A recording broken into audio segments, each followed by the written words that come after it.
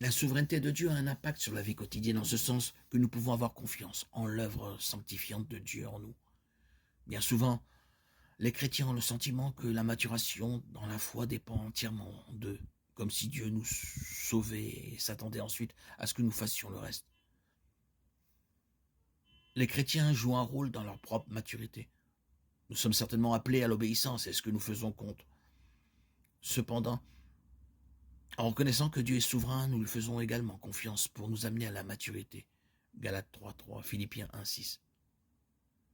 En revenant à Romains 8, nous lisons « Car ceux qu'il a connus d'avance, il les a aussi prédestinés à être semblables à l'image de son Fils, afin que son Fils soit le premier-né entre plusieurs frères. Et ceux qu'il a prédestinés, il les a aussi appelés.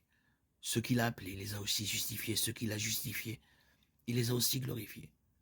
Que dirons-nous donc à l'égard de ces choses? Si Dieu est pour nous, qui sera contre nous?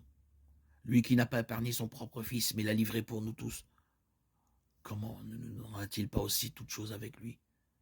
Qui accusera ceux que Dieu a choisis? C'est Dieu qui justifie, qui donc condamne? Personne. Jésus-Christ qui est mort et qui plus est, qui est ressuscité, est à la droite de Dieu. Et il intercède aussi pour nous. Romains 8, 29, 34. Notre salut est le plan souverain de Dieu depuis l'éternité.